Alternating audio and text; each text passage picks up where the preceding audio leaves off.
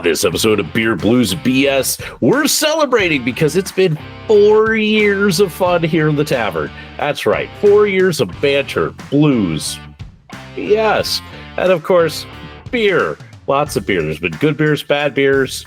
We've had our fair share of good times, and we've met a lot of great people, introduced a lot of them to you, and also introduced a lot of new jokes and things like that, such as the Murder Bird and the Ghost of Jimi Hendrix.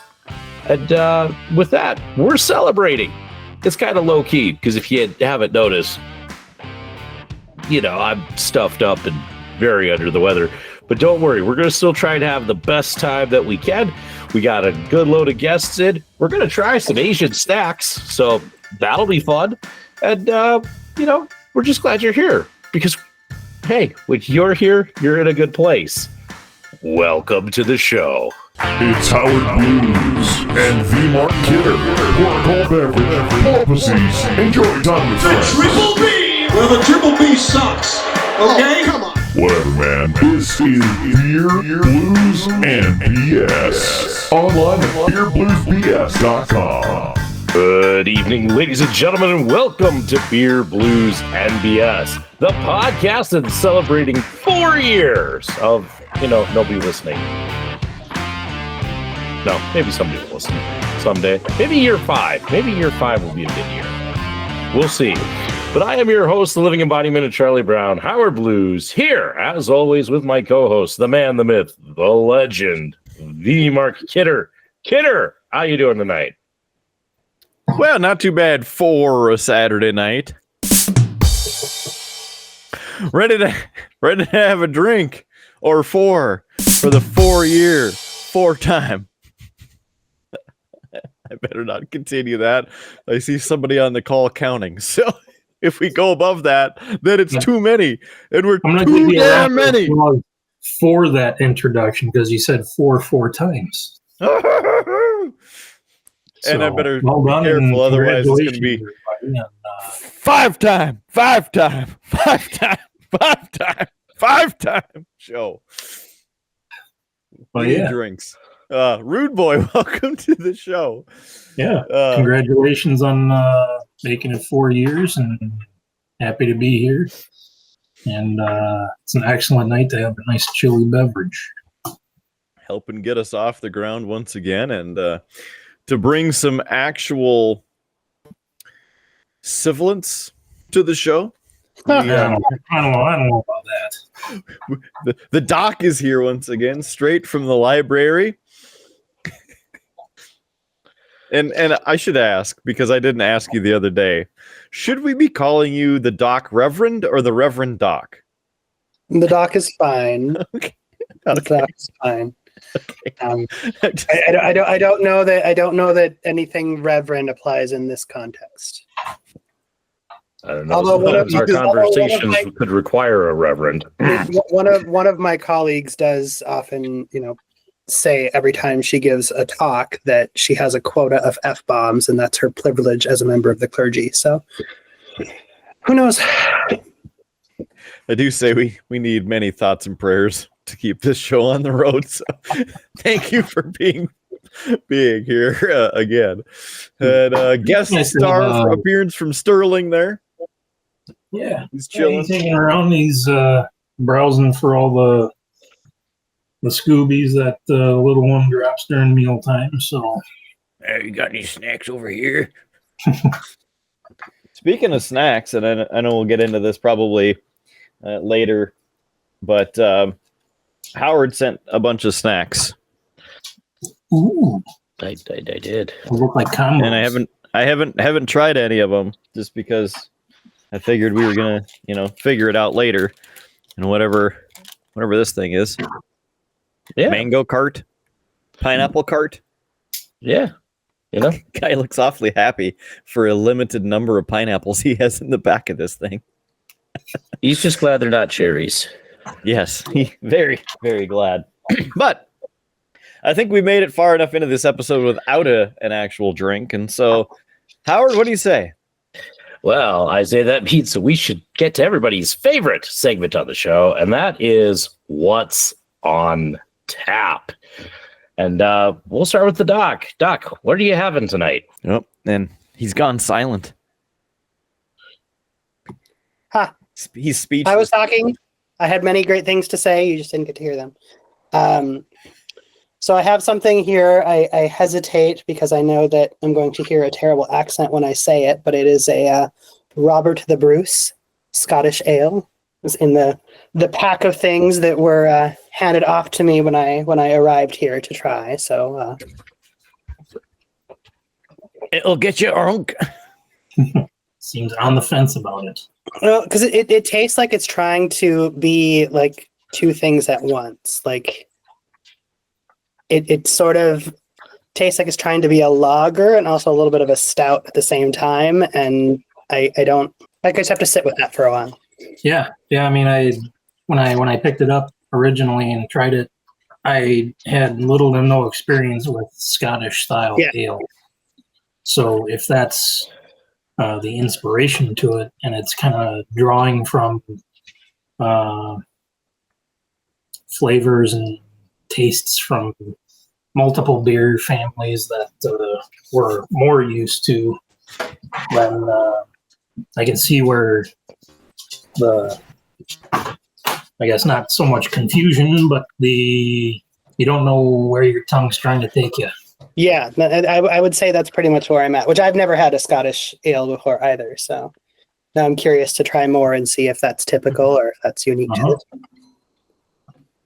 Yeah, and that company is known for their experimenting with hops and all that. So it's something that a traditional Scottish ale might not taste remotely close to what you're tasting right now. But yeah, I enjoyed it. Yeah, it's not bad. I think I just had a moment where I was like unsettled. I'm like, where am I supposed to lean into here? So yeah. It's growing on me though, even in just the few sips I've had. It is. Nice. I just recently read an article about breweries that are near national parks, and Three Floyds was one of the ones on the list. The only other one on the list that I've had is Fat Fish out of Dickinson. Which I'll hop in and say, I don't know if the Bismarck Mandan crew have seen this, but over in Mandan, the Fat Fish Brewery is going to be opening up a location here in Mandan. So I did see that sign. Yeah. So tasty brews coming this way. I approve. So I do have to say, when I was able to smuggle all of those beverages back from Dickinson, that I enjoyed, I think, all of them. Welcome, Local Geek. Thank you. Running a little behind, but I made it. Well, we just started What's on Tap, so you've made it just in time. Perfect. My favorite section. So what do you have? So I am having something that Doc dropped off for me the other day from the Incline Cider House, the Imperial Tart Cherry Cider. Thought that sounded real good, so I wanted to give it a try.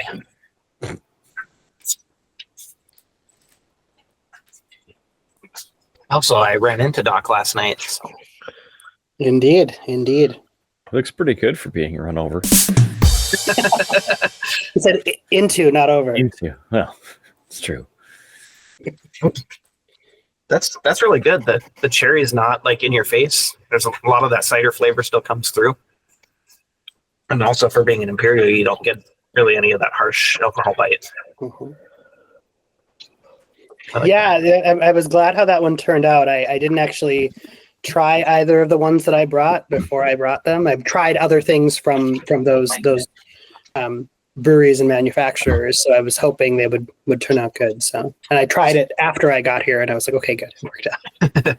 I approve. I put that like a 4.5. That's really good. Doc, you were saying. Although Kidder was like, oh, you had to bring tart cherry just for me, and I was like, sure, yeah, just for you. The cherry, yes. What did I wrong you by? I mean, I could have brought several IPAs. Yes. They're everywhere. So it's either be hosed by this or hosed by that. I get it. Doc, you were saying when we were talking about bringing the aforementioned cherry about how you haven't seen many like imperial ciders out there. Is that you were talking about that? Something? I mean, I haven't come across them, but I have not looked for them. So there may be more common than I'm. It's just not. I've not gone looking. I'm sure if I go looking, they'll be everywhere. But And also for your Robert the Bruce, now that it's settled for a few beverage consumption drinks there, what say you on the 0 to 5? probably a 3.5. Nice. Mid. I would drink it again. I don't have any more, but you can probably get them out there because you have more selection. I had to smuggle those back from Iowa. I think I have 2 left. That was the last one right there. JS got the other one. And obviously he's not on yet or tonight. We'll see, I guess. But he had an interesting take on that drink as well that I'll let him share. I am starting off tonight, not with the cherry because I don't want to ruin my palate for the rest of the night, but with the other one that Doc smuggled out this way, the Drew Brew Kolsch Mountain Made. This apparently is an award-winning German-style golden ale, German-grown Pilsner, this straight from Germany! And wheat malt gives it a nice bready aroma, subtle honey flavor, and provide for a delicate but complex finish. It's crisp and refreshing, not hoppy. And yes, I had to think as I was reading that, but that's what it actually says. And provide for a delicate but complex finish.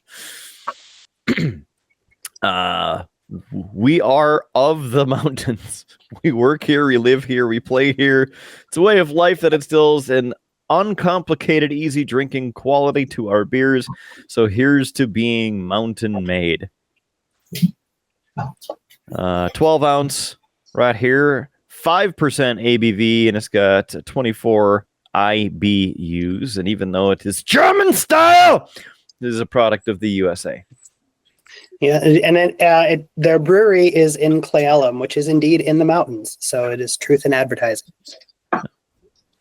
Here's to the mountain people and their beer. Coming down the mountain. That is a note about the can for this one is the barcode is actually in the shape of mountains. Incline is in Auburn. Auburn is not in the mountains, but near the mountains. So This one just did not. It was just a straight up barcode. So nice golden aroma coming off of the froth there. That's good. Looks like it has a pretty nice color to it too. That nice golden.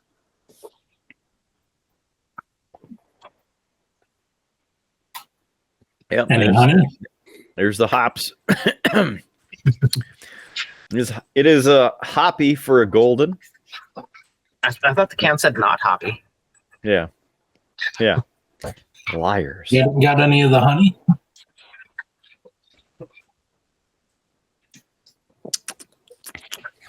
Yeah, a little bit. I could use a little bit more, I think, of that sweetness in here. It would help balance out the edge.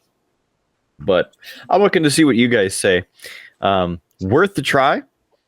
Thanks for Doc to bring this one and the other one, even though it's cherry.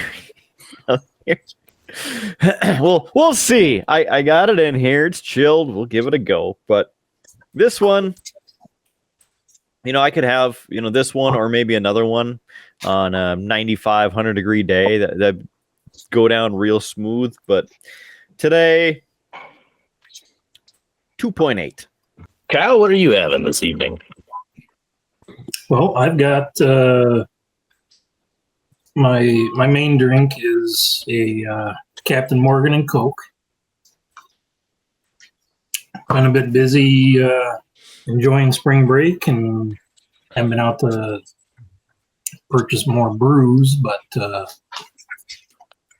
had to scour the shelves and see what I got. And for the 4-year anniversary, I'll save this for round 2. But it's something you're all familiar with. But I've got it ready to go. He's making a Malort cocktail. Yeah, I was gonna say it's probably a Chicago handshake all over again. Malort and another half shot of Malort. Dirt. But yes, without spoiling, that's what she is. Go grab a piece of tree outside and just do a runner shot off of that. It's not gonna might improve it. But yeah, Captain and Coke is good year round in this house, at least for me. So, some people aren't fans of the rum, but mixed just right, and you put a squeeze of lime in, and it's pretty tasty. And then by the end of the night, he's over there saying, "Where has all the rum gone?" I was worried. Doc disappeared for a second, and then he's making noise like he's falling down the ladder, the bookshelf behind him for a second. I was wondering, just make sure he's okay. Good. Very good. So Doc has been visiting this week. Got to see 2 nights we got together. That was very, very good times. And what are your impressions, Doc? Impressions of what? I mean, you could do some Mark or the some voices yourself, or if you didn't want to do vocal impressions, thoughts on where we went around Bismarck, Mandan, and seeing Howard and meeting local geek live in the flesh. Indeed. I'm not just an AI generated figure on a screen. Yeah, I don't know. I mean, we went a few different places I hadn't been before. But I will say I think we had a good time at 510.2. Little speakeasy. Some really unique drinks there. And Mark's approach was that I should try them all. And I was like, no. There's 2 sides of the menu. You got to make sure you get them all. Every time I finished one, he was like, you need to get another one. It's not 1:00 yet. Okay. But yeah, no, I really enjoyed it. I really liked some of the creative things they're doing there. It was really, and some interesting characters there as well. And I'm not just talking about Kidder. Yeah.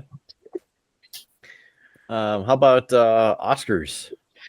Oscars was good. I mean, we were only there for a few minutes because we were sneaking in past the time he would normally let people in because he forgot to lock the door. But yeah, no. So we were able to sit there and enjoy a drink and see the space. It's a nice little hangout. So he wouldn't let us buy him a ornament and stick it into Kidder's little locker. Yeah, he said he didn't have a backdoor keys, so. We saw them. There's like 4 boxes, like all on display, and I was like, "Oh, they must not be selling, huh?" Yeah, I asked him if he had a backdoor key that we could sneak one in there, and he goes, "No." Well, next time I see Cashy, I'm going to slip him a $5. Just because he puts it in there doesn't mean you have to drink it, Before that, though, we were at the Old 10, and we had to go to Oscars because after Kidder read their old-fashioned recipe and was so horrified, he's like, I have to remedy this and actually go drink a real one at a real establishment. So you ever just ask him to make it without the cherry and see what happens? They get really confused. Like, what do you mean, no cherry? I'm like, what is this, Wisconsin? Get out of here! Wisconsin's the one that throws too much cherry in. Yeah, that's because that's the Wisconsin old fashioned. That's the only one that has cherry. The regular classic old fashioned has no cherry. And Cashy has proven that several times. We've had a couple of discussions about old fashions and how other places make them. And then we're just asking if they put an orange zest or squeeze an orange instead of the cherry substitute. So you just have the orange peel, and then you zest it over the top, wipe the rim, and then put it on as a garnish. You don't muddle it, because some places will put a piece of orange in there, a cherry, and then they muddle it. And I'm like, get that crap out of here, throw it in the garbage, because this is disgusting. I don't want orange juice. I want an old fashioned. All right, get out. Although when we were at the Speakeasy, she took the orange peel, twisted it, and then torched it to get the acid out. But in reality, I think she just really liked to play with the torch, because she even made us a free shot just so that she could play with the torch. So I think that was really the reasoning behind it. Not so much that it was going to make the drink better, but it gave her a chance to play with fire. So. And then you remember the one drink that she bruleed and just gave it a little bit, and then it was like, well, hold on, and she came over with the torch again.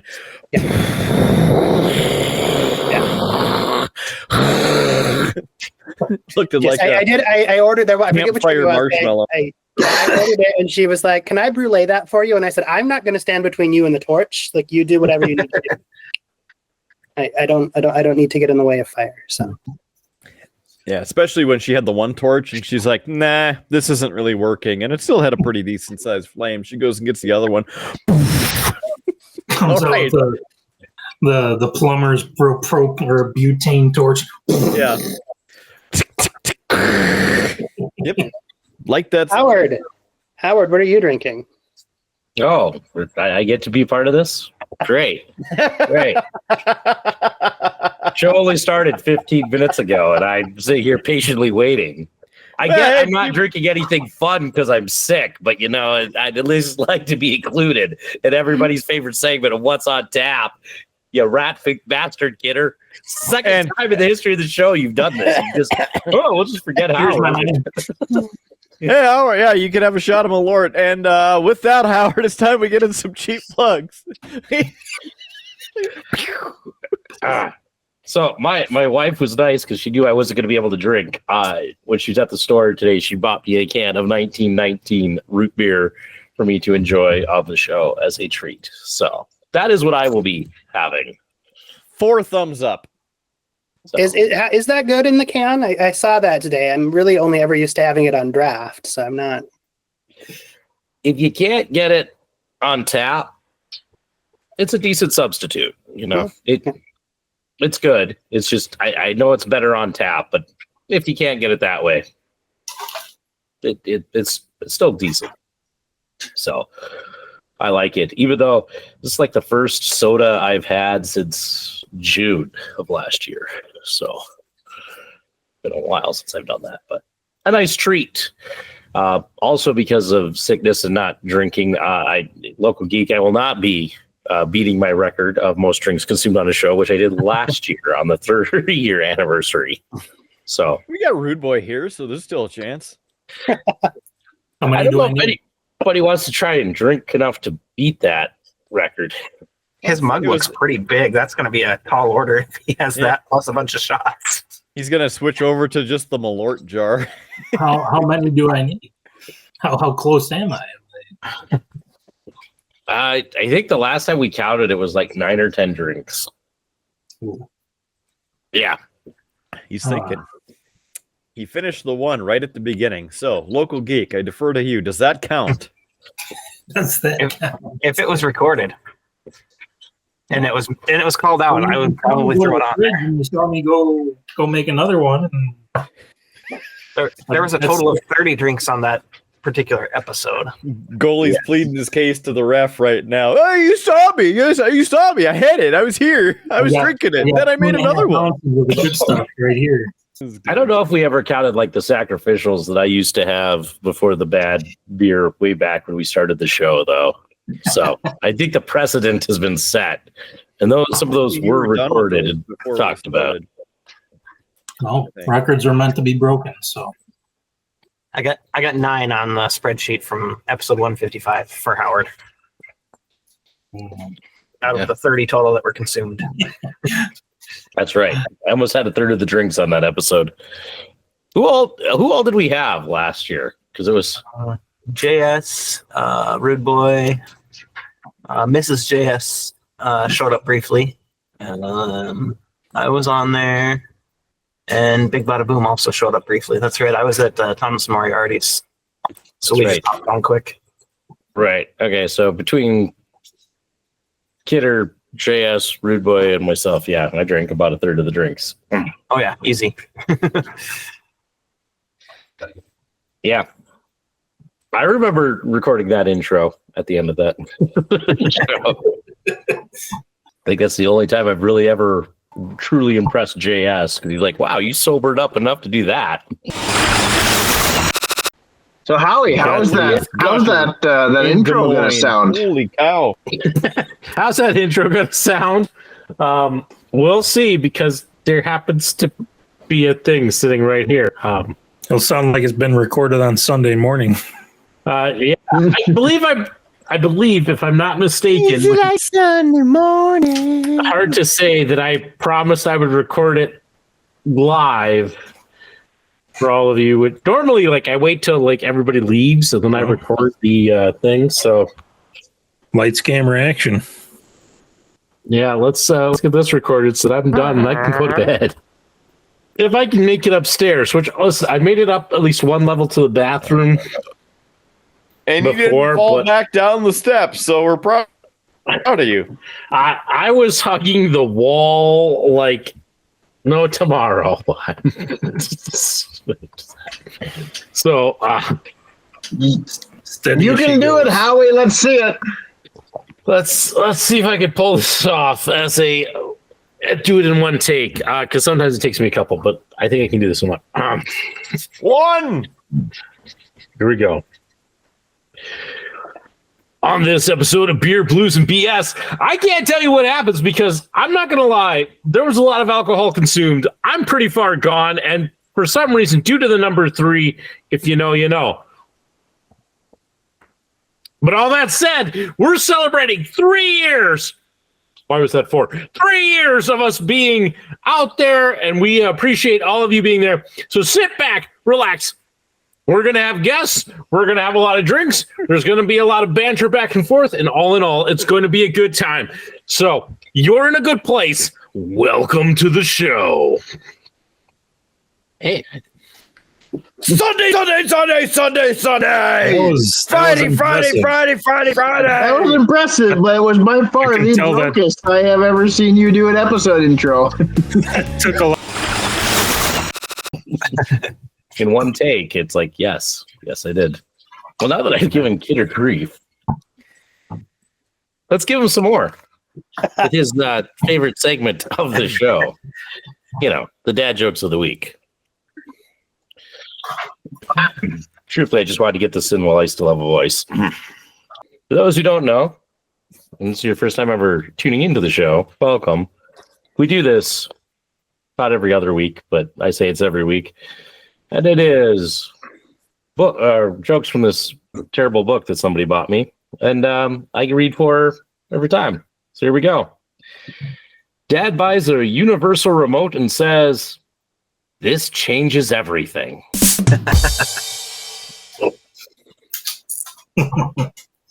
When does a joke become a dad joke? When it becomes apparent.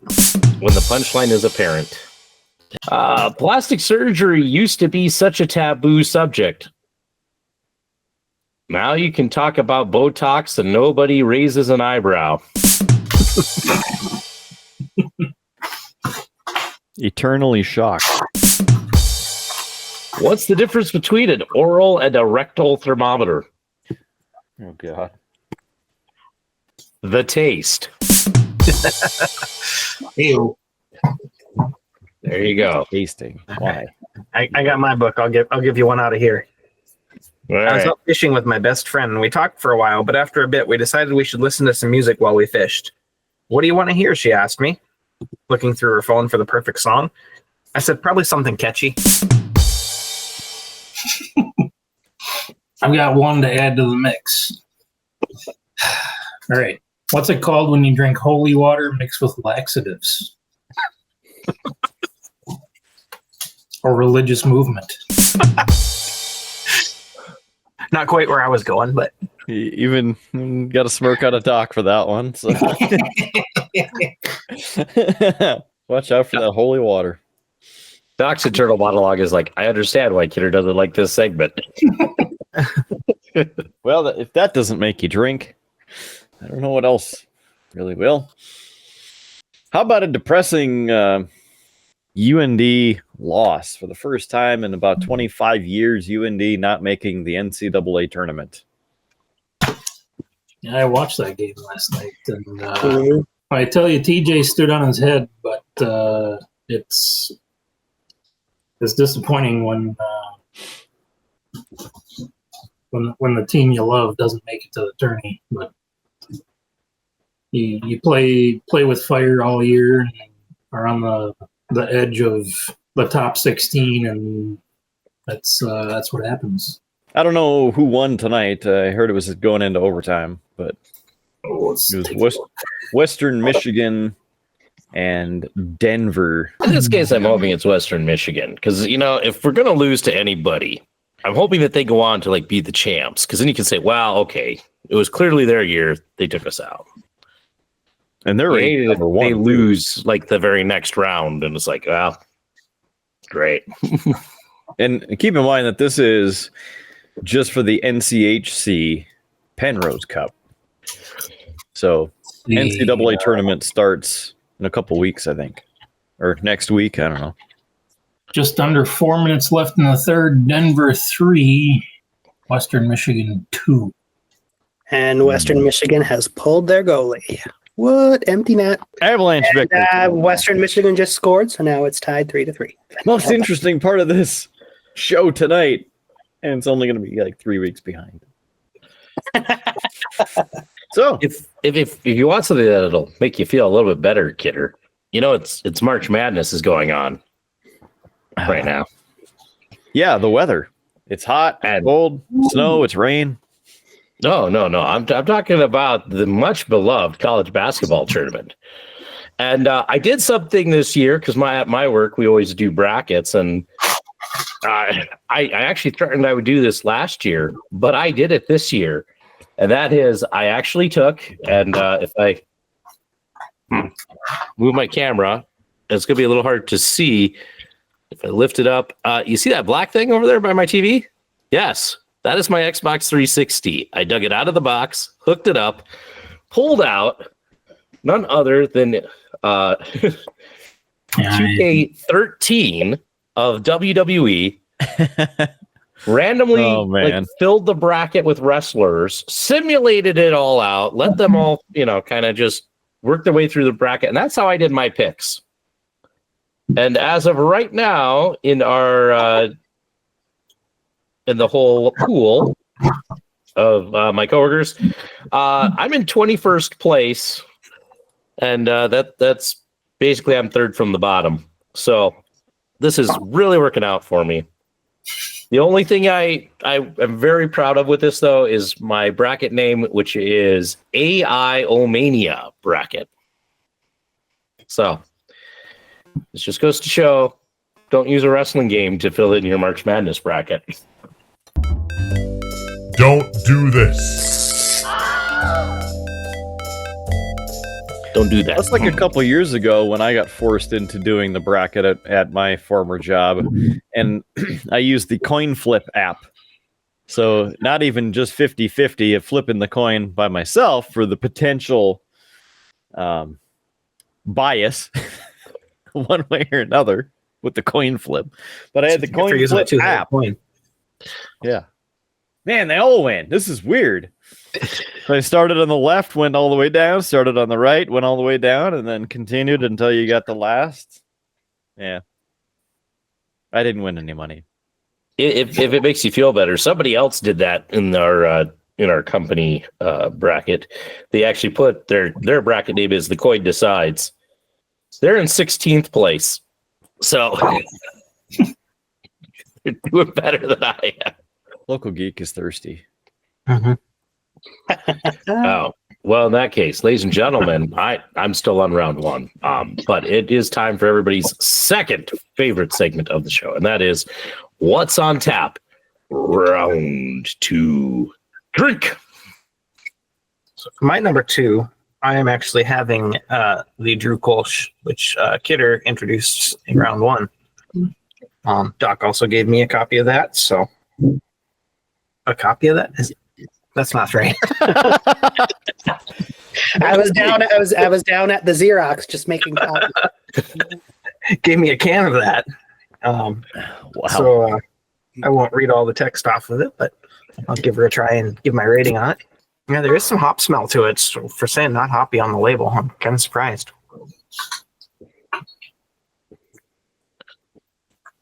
Ooh, I like that. That's tasty. It's kind of complex. I like it. You do get a little bit of that honey there. It's subtle, but it's there. I'll give it like a 3 out of 5. Anybody else hopping into round 2?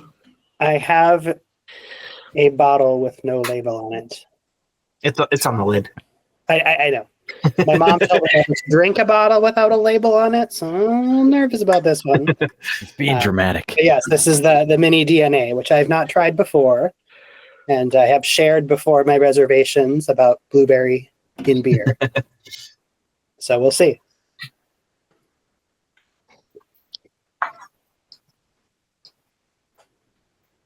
That's actually pretty good. Thank you. Yeah, the flavor profile does, I've noticed, change as it ages a little bit. The blueberries, they get a little bit different flavor profile as they. I don't want to say they're like rotting or anything, but as they age. Yeah, it's subtle, but it's there. And it's really smooth. Like I have to be careful. I can just hug this without thinking. It is pretty light on the. I want to say it was a 4.5% or 5% this year. So, yeah, pretty good. Thank you. It's good. Yeah, thank you.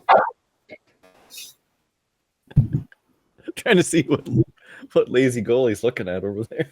Oh, I've got a game on the big screen behind over here. Oh, is that what it is? I couldn't see from here. I'm sorry. No, well, I've got the hockey game right next to you guys on the computer. You couldn't pick that up off the reflection in his glasses, Kidder? That's what I was looking. I couldn't see it from here. The hockey game, which is now going into overtime. It is. I'm gonna jump in this real quick. I got the Incline Cider House Imperial Tart Cherry from inclinecider.com. Always refreshing. This sucker's an 8.4%. It's an Imperial, Kidder. Well, my bad. I was on the metric system there. That's probably why I said this was a copy instead of a can. Local geeks gone Canadian. Watch out. Hey, you get that tart, dark cherry off the top.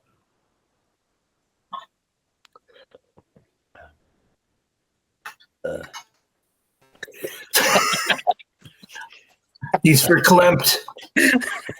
I think he's having a seizure. I kind of feel like that. Just take a moment.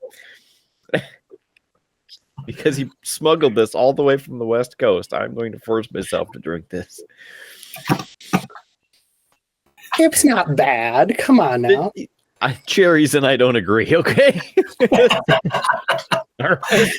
It's like now I see why, because I almost brought, and I will probably bring next time, my favorite cider that they make is actually a Marionberry cider. But I found that people either love Marionberry or they hate it. There's like no in between. So I grabbed that one instead. And when we were standing out talking, we were waiting for Howard and we were dropping him off at his house. He was like, "Oh, you should have brought the Marionberry. You really should have brought the Marionberry." And I was like, I don't know that I've ever had a Marionberry, so I'd be intrigued by it. Yeah, it's very common out in Washington, Oregon. Like everything, Marionberry pie, Marionberry syrup for pancakes, like everything's Marionberry. So it's the West Coast huckleberry. Pretty much. This, I don't know. I feel like I have a migraine coming on, or if it's just the cherry stabbing me in the temple. I'm not really sure. But The fact that it has 8+% alcohol in it, I'm gonna automatically give it a 1. The cherry's dragging it down. I'm sorry. Wish I had more hands. I'd give that can 4 thumbs down. 4 thumbs down.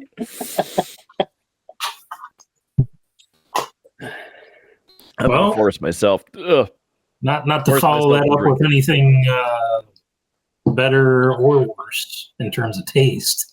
But here's cheers to 4 years, gentlemen. It's Number been 1 a of 4.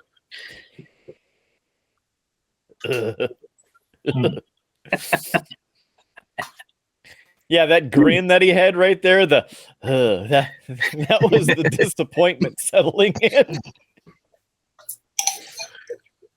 Whew. Man, that packs a punch. Local Geek, I just want to point out that was the jar that I brought down that you had given to disseminate, and so it's still getting moderate good use. Oh yeah, Still getting soiled with Malort. Yes. Soiled indeed. I polished off my mouth. He's right back there.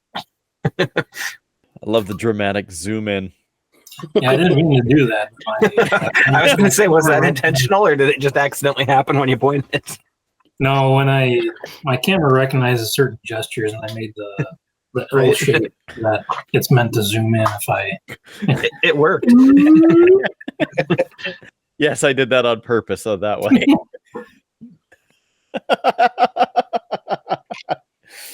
It's on the multi-view. It's fine. You just skip over that. Except that you reference it. And so then to make the whole thing work, you got to show the thing that was referenced. Otherwise, it doesn't work. The whole screen's just blurred. We suddenly tried to boost the right signal over off here. the moon. I thought he just would just. I thought whenever Kidder comes up, he just blur the screen anyway. No, I tend to now use AI to get it to create terribly embarrassing foam fingers that I put on over that every time somebody does that. I'll just lean forward and it'll blur out from the light. Well, So, go ahead, yes. Kidder. Well, if you hold that thought for just like 3 seconds, because I wanted to say thank you for recording tonight versus last night, because got to go to Daughtry at Prairie Knights. The concert was good. The venue seems a bit 90s. First concert I've seen down there, but it was like 99% sold out. So good showing. It was the first concert Daughtry has put on since December, and the start of this whole tour, which they played tonight in Hankinson at the other casino on the North Dakota-South Dakota border. Yeah, right on I-29. Dakota Magic. They're playing there tonight. Really good show. Played for over an hour and 15 minutes. So I think the $57 after tax and fees was pretty good for the show. That's First time I've been back down to PKC in about 12 years. Still the same. It's very packed, so I was actually amazed at how small it was, because the last time I was there, I didn't venture about the place. So last night, we ventured about a little bit. It's very small. I didn't expect it to be that small, I guess. But they have over 270 slot machines. And they were all getting used last night. I was very disappointed. We tried to get something to eat after the show. So we went to the Feast of the Rock restaurant. And maybe a third of the tables had people at them. And we sat there for an hour, still didn't have our food, so we had to leave. Oof. And we ordered right away, too. So it wasn't like get your drinks in 10 minutes and then they come back 5-10 minutes later. It was a very bad experience. I was just waiting to see how good the food was for chicken strips and breaded shrimp and fries. So it's not like we ordered, prime rib. Just fried food. So, I don't know. Yeah, I don't think I've been down there in 12 years. I'm pretty sure the last time I was there, we did the limo trip out there for my mom's birthday. I'm pretty sure that's the last time I was there. I, of course, lost all my money because I suck at gambling, apparently. I also only put $20 in, so I didn't lose much. But yes, I did not gamble because we all know that my luck is about as good as taste in cherry. So I don't gamble. However, the missus decided to throw in $20 and that disappeared. And then next to the car, there was a quarter and a penny. So she ended up getting 26 cents back. Woohoo. Boom. I will say, though, like my typical MO is I'll drop $20 in when I go to a casino, just, set my limit. And when I went to Vegas, I threw my $20 in. And I said, if it hits 50, I'm going to cash it out and I'll take the winnings. If I lose it, I plan on losing $20 to begin with. So I stuck it in the machine. It got up to $46 and then it just went. Yep. My wife's like, why didn't you cash it out at 46? I said 50. If it hits 50, I'll cash it out. And it didn't make it. So close. I should have done that. I made it the same thing, $20. Made it to, I want to say 64, 65. And then lost a couple, won a couple, and then Yep. I stopped at just under 50. Made the mistake of giving the slip to the missus, and then it disappeared. Yeah, my luck is usually I never come out ahead, and so the fact that I even hit that 46 was amazing. Same. My wife did win a couple $100 that night though, so offer her $20. Lucky. Right? At least one of us, took something home. Well, I mean, you took her home, so Very true. you won the best prize. I mean, I didn't meet her there. that opens up a whole other bunch of questions, which we don't have time to get into. Yeah, I don't gamble. I mean, if you know what my nickname is, you just realize. Yeah, like I said, I put the $20 in fully expecting to lose it, and I mean, you go in with those expectations, and then if you do happen to win, then great. But if you lose it all, that was your expectation to begin with, and you weren't expecting to walk out with anything. So Yeah, see, but like me, my you just expectation gamble with is our I'd put lives. in the 20 and it would just be gone. I mean, I have a similar philosophy because I'm sort of like, I'm paying for the entertainment, and if I was going to go to a movie or something, I'd be paying about the same anyway. So, Yep.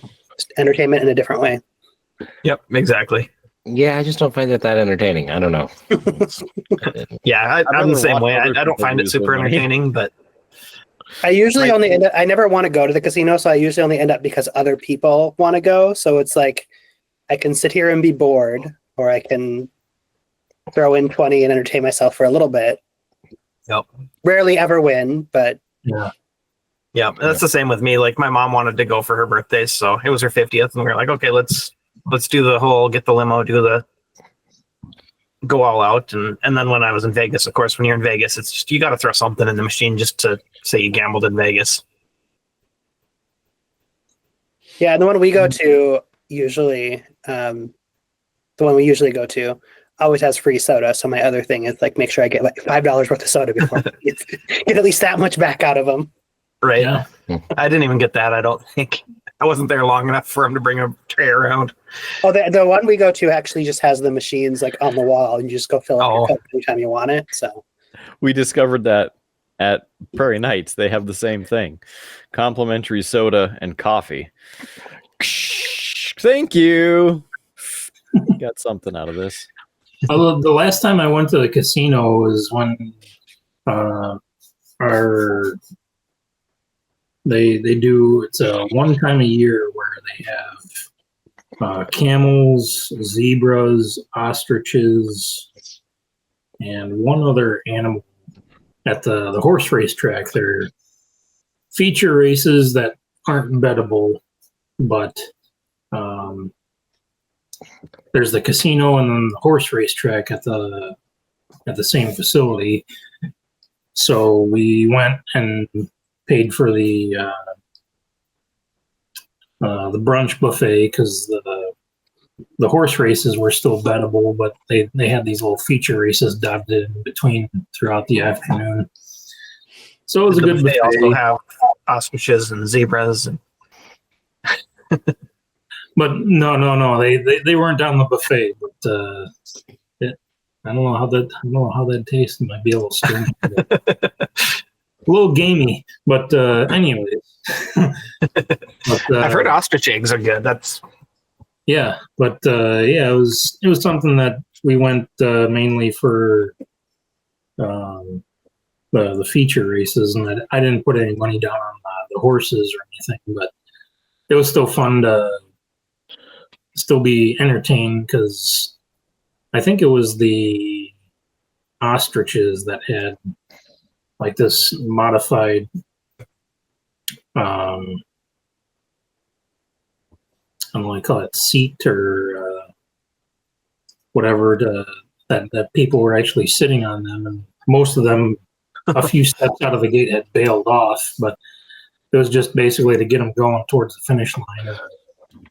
So it was entertaining, but Prairie Meadows, they put on a decent show, but for what we paid for the brunch and drinks or whatever,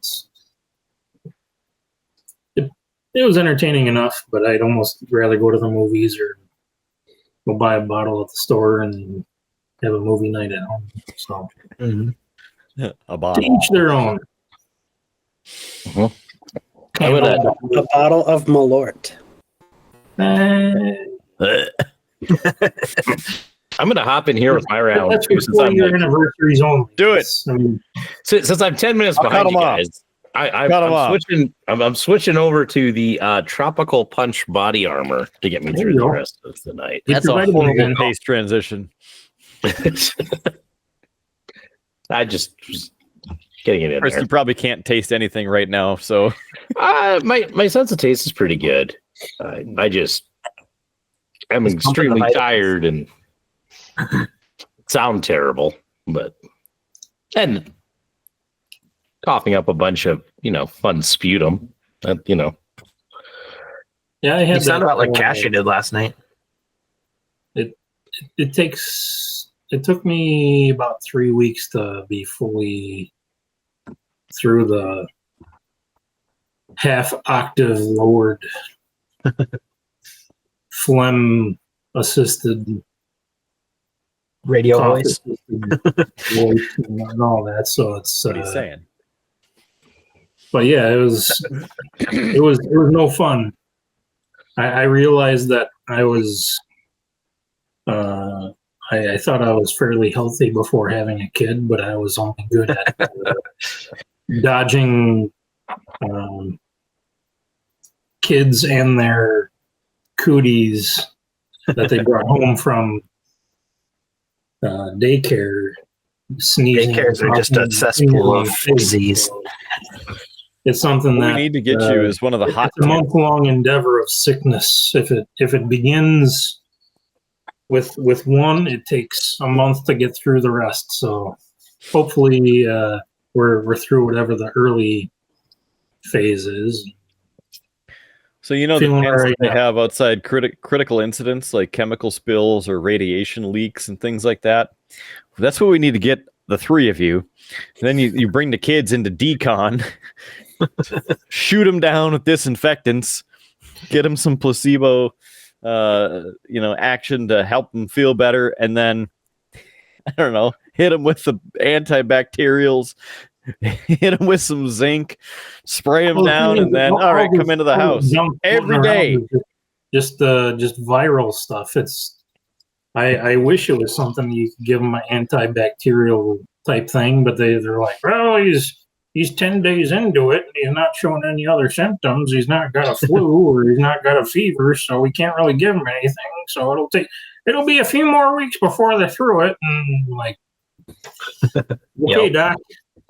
I don't know how, knock on wood, COVID's gone through my son's daycare 4 or 5 times since COVID started, and we haven't managed to have it come in, at least with symptoms. Like the couple times that he did have symptoms, we all went in, we all got tested, and nothing. Now you did it. Well, keep lighting up your barks and your incense and whatever you're doing to keep it away. So. Yeah, I feel like we probably, I mean, it's been 5 years since COVID's been around. We have to have had it at this point. We're probably just lucky enough that we're all asymptomatic. all I can say is this is like my 10th cold of the year. I'm so over being sick. So I'm done. Those cold weeks are the longest, and especially Howard's on month 3.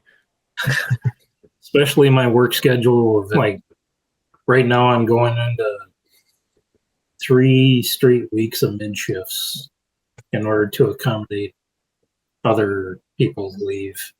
Are you guys 24/7 or are you like we are open midnight to 6 a.m. closed kind of thing? We're open every second of the year. But yeah. And I can neither confirm nor deny what happens after midnight. just so that he doesn't get in any trouble. Yeah. But yeah, it's we provide service 24/7 every day of the year, and yeah, it's something that the mid shifts are usually pretty easy going. Sometimes you get the occasional laser event or emergency that you gotta deal with, but overall they're not bad. But the other edge of the sword is trying to get sleep during the day, and life passes you by, and you do this Da Vinci style of sleep where you get a couple hours here and there in the morning, a couple hours in the evening, and then a couple hours while you're on break at work, and it catches up. But I joke that I see the people at work when I work day shifts, and they're like, "How you doing, Kyle?" And I tell them like, "Well, don't say hi to me. Say hi to Louis and Vuitton because I've got some nice bags." So it's yeah, it's okay. I'll find a way of getting out of mid shifts at some point. Well, Kidder, I provided a bunch of you guys with some snacks. I don't know if anybody's feeling a bit hungry, wanting to try some things. Go make some popcorn. I got a bag of goodies. Yeah. The question, gents, which would you like to start with? Anything to get this flavor out of my mouth. The wrapped thing or the crackers? I bought the crackers. Crackers? Okay. What you got in the big boy cup there, Mark? This right here, frozen Coca-Cola from Old Boyd's Big Boy. It's a little melty now, just because it's been, Watery Coke. Oh, it's all Coke. Cleaning my palate. So, gentlemen, my wife purchased these. She thought that I would enjoy them as a snack, but also because she knows I always look for things for this podcast. But this is what the crackers are. It is from the company Cunan. I don't know. Sorry, not a language I know. Yeah. It is their Regato mix. It is a premium Asian rice cracker made with Thai jasmine rice. And it says, what's inside? Experience our Cuden Regato mix, which has 10 different crunchy bite-sized crackers. Each rice cracker is light, crispy, and delightful. The harmony of the slightly sweet and salty rice cracker base with the various savory flavors makes it a perfect snack to enjoy on its own or with your favorite beverage. And they do tell us what all 10 flavors are. So, gents, which one would you like to start with? Rudeboy going premium and getting the Girl Scout cookies out. No. I was getting. I'm on the snack trend with you guys, and before you guys vote on your flavor, I've got my Toasted's savory onion cracker. I saw the purple box and thought it was Samoa's. There's some crackers over there, right? Those are delicious too. But yeah, Howard, I'm good with whatever you need. Okay, well, we'll just go down the line on here. So the first one, which is this kind of round ball one, it is simply called a crunchy pop. It does kind of look like a corn pop. It does. It does. It does not taste like a corn pop. No. That's very ricey. I would say it tastes like a rice cake. Yeah. There's not a whole lot of anything there other than rice cake. Mm-hmm. Yeah, that one's pretty. Just it. A bit ricey, yes. Yep. That's a cracker. it's It's a little oniony. Is it savory? Yeah, I'd say the flavor is there. What I do appreciate is the serving suggestion has the garnish, but not only a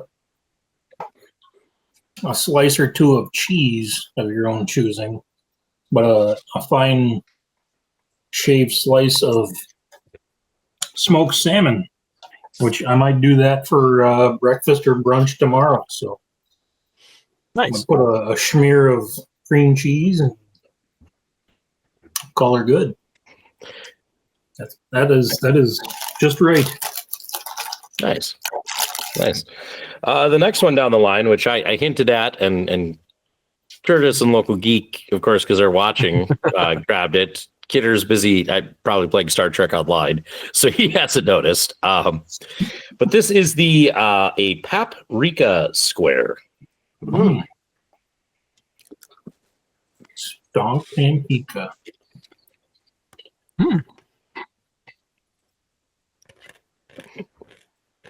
Just a little bit of flavor in that one.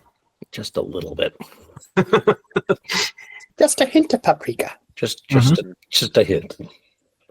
I should have gone upstairs and grabbed the bottle of paprika and put a dose in my mouth to get some flavor.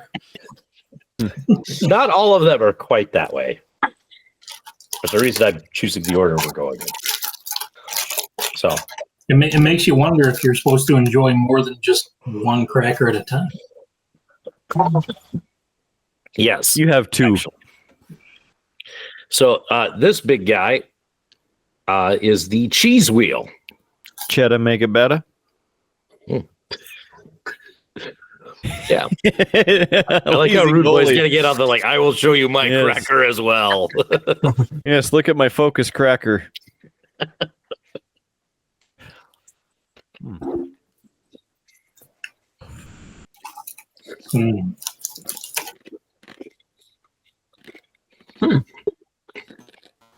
What kind of cheese do you taste? It didn't really taste like cheese to me. It is very much the artificial cheese whiz cheese. Yep. But no flavor. There's a little bit of sweetness that to it. texture, but no flavor. Like a real subtle sweetness I got. Mm-hmm. Yeah, it's kind of weird. It was kind of an interesting juxtaposition, though, from the really crunchy cracker to just that really smooth, soft, allegedly cheese. Yeah, that one has been my son's favorite. He likes those, so he's been trying these as well. Kyle's switching it up. He switched it up. He's like, I didn't bring enough crackers for this. No. I'm playing along with the Serving suggestions. We got a shaved blend of Asiago, Parmesan, and Romano cheese. Use that. I think that's this guy.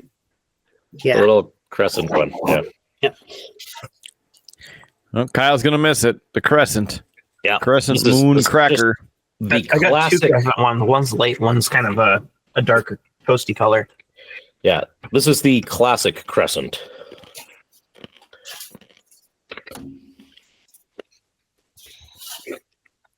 That one tastes a little more like a corn pop. There's like a toast, like that has like a toasted, more of a toasted flavor to it, I think. Mm-hmm. And then it was rice cake at the end. Yeah. Yeah, they all kind of have that ricey flavor. So, and let's see, finishing out the bottom row, we have the sweet soy twists. Sweet.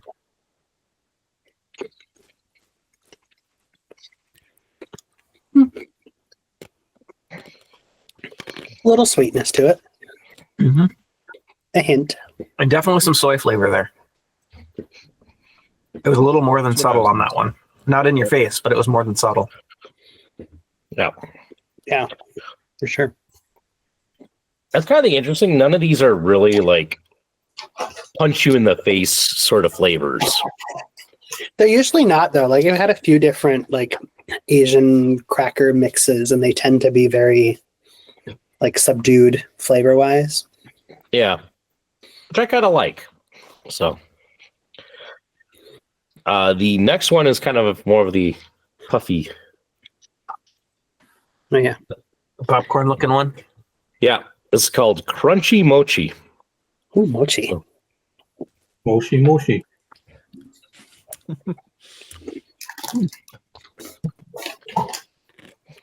A bit I like dry. that one. That one's got the most flavor so far. Yeah.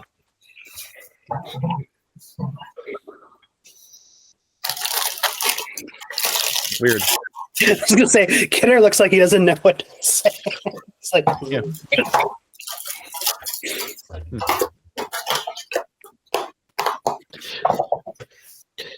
Makes you just kind of want Ruby to at the end. I don't know.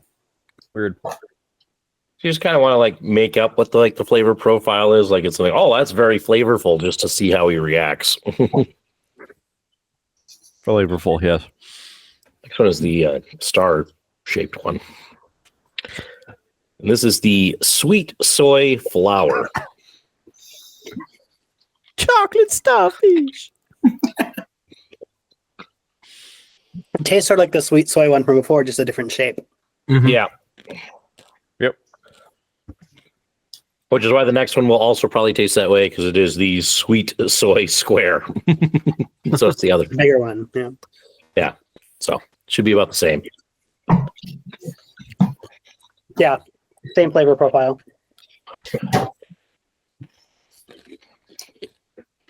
Do you think the soy flavor reaches over to the other crackers?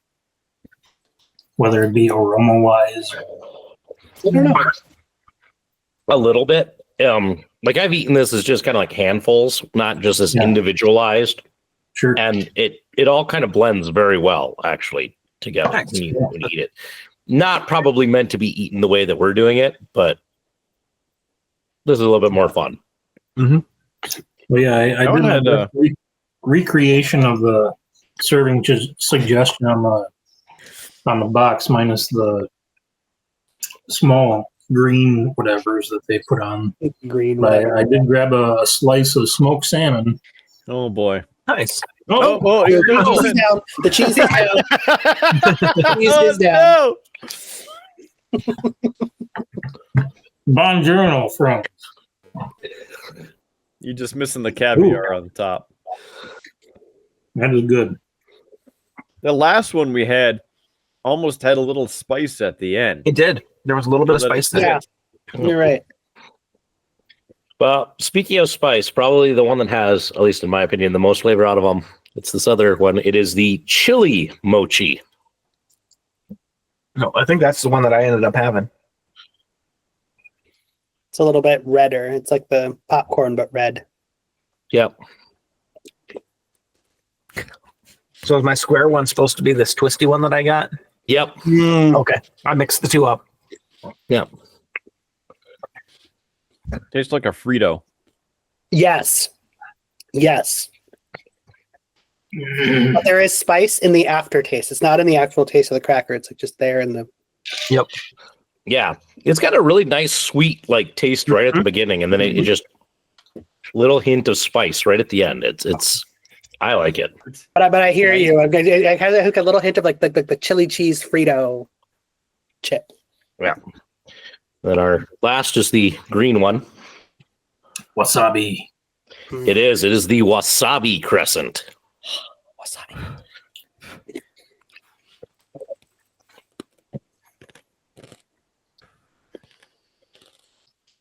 Ah, yes. Now you guys are ready for round 2 of snacks.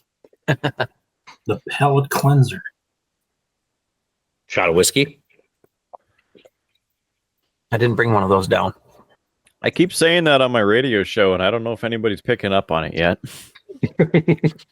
Nice. We Kidder, you'll appreciate this. On one of my long drives out to get my daughter from daycare, we were driving in. She's like, "I want music," and I didn't have my iPod set up. I'm like, "Well, let me just turn on the radio." So, of course, because it's at that time, we turned on the drive home with Kidder, and song played, and then you came on and did your little talking spiel, and I said to my son, I'm like, "Hey, you recognize that voice?"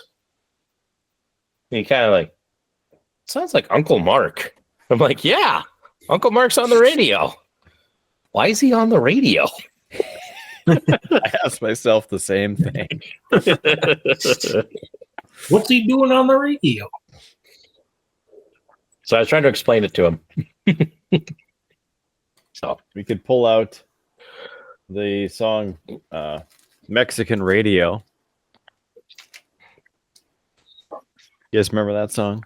No? Mm-hmm. You're not going to go with Gorilla Radio? No. It's too violent.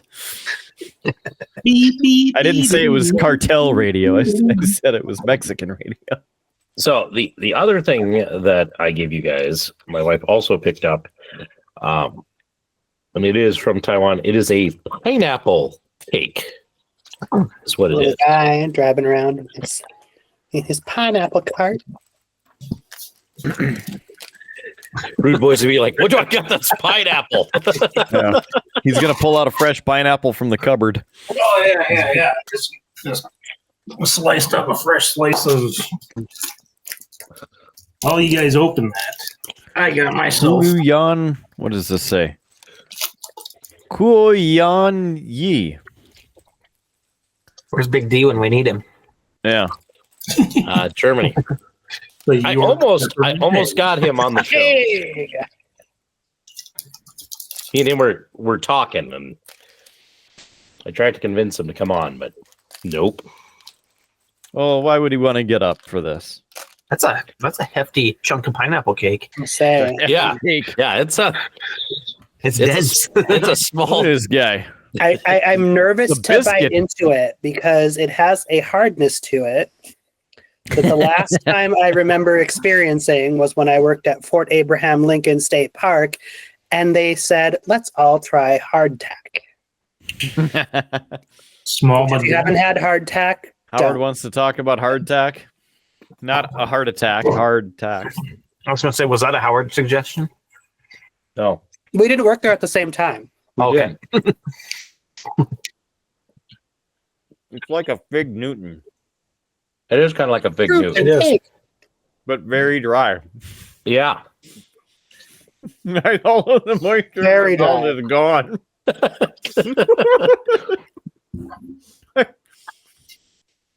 Yeah. Like It's got for the audience, it's got a pineapple filling. chalky pillow mint.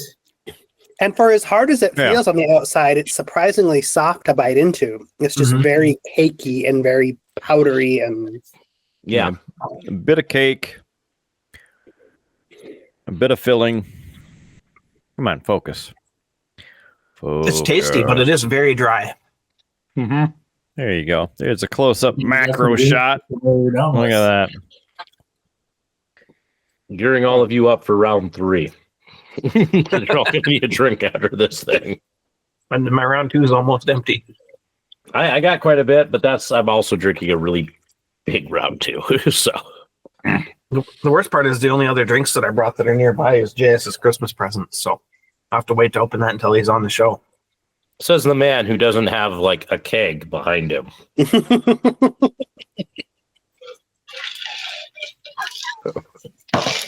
Oh, don't want to be selective. He's only got half of 4.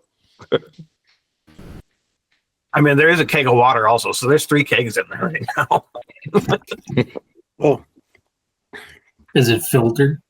Stop the damn No, match. it's just tap water that I carbonated up. We put SodaStream syrups into glasses and then just throw that in there rather than using the SodaStream machine to charge them up. There you go. There you go. Weird. I was expecting there be almost more pineapple flavor. Mm-hmm. Yeah, it wasn't a very strong pineapple flavor, but it was good. Can't have a birthday show without birthday cake. So there you go. Should have put some candles in there. Jitter could do that. you would have to like drill it in there. I don't know if we have a good track record with fire on this show. We should go back to the speakeasy and have the bartender grab her torch. Yeah. I still got my my whiskey smoker. There was a lot of smoke in there and a lot of fire. There was. She, I don't know what it's called. You might remember, but she made it the free shot she made us. It literally tastes like Fruit Loops with like a hint of smoke. Smoked Fruit Loops. Smoked Fruit Loops. It was like Nice. which sounds like it would just be nasty, but it's not. It was actually really quite good. Right. We got 4 candles here. 1, 2, 3, and 4. I didn't zoom in. It's zooming in for you too. Happy birthday to you. Wow. Man, how are we ever going to top this? When we get around to the, 5-year birthday. I mean, I've got the beer candle. Yeah. Let me help you out. I've already burned it out. I just have the bottle, for lack of a better term for it, down here. Well, I see there is a lull in the conversation. Allow me to fill it with, the newest segment we've been doing because I can. Howard's hot takes and something else. It's time for Howard's hot takes. That's right. To drink before you start that. Yeah, maybe we need to do round 3 real quick and get ourselves ready. Fine. We will hold off on Howard's hot takes so that you guys can get yourself lubricated for this segment. So, ladies and gentlemen, while we wait for Howard's hot takes coming up, allow us to entertain you with everybody's third favorite segment of the show, and that is What's on Tap. Round 3. Drink. I'd have a quick shot of the Waiakea Hawaiian to help me out. You're just trying to pad your numbers. No. I needed a palate cleanser. So, who would like to hop in and go first? I will go. I've got another drink that was in the box that was slipped to me, so I don't know whose contribution it was, but it's the Finnish long drink. Howard, thank you. Legend of 1952 Peach, which I've not had any of these before. I think last time I was here, Kidder pointed them out when we were in the liquor store and asked me if I'd had them, and I haven't. And I haven't actually seen them in the few places I've been out in Washington since then. So I think they're out of Vermont, so maybe they just haven't made their way quite over to the West Coast yet. Oh, that is really good. Yeah. It's very, very, very peachy, but it's not too sweet. Very refreshing. Like, this is something be really nice to like sip on a hot summer day, sitting outside on the patio. I don't know where this drink was when I was in Finland, but I would have enjoyed my time there a lot more, I think. Probably give it like a 4.5 out of 5. Nice. That is my favorite version of the Mine Finnish too. long drink. And the long drink in general has been very highly rated on the show. But that I might have to swing over before I fly out tomorrow and see if I can pick up some more to bring back with me. Now that you know you can get stuff in your suitcase without it blowing up. Yes. Which, as soon as I read that, it made sense. They were like, the cargo bay is pressurized. And it was because they transport animals in there. And I was like, well, yeah, of course. Yeah, that makes sense. So they have the regular, again, the light blue. They have the high alcohol version, the black one, and then the peach one, which is what you're having. They also have a Is there cranberry another one? And then the cranberry one, yes. I think there's also a light one, isn't there?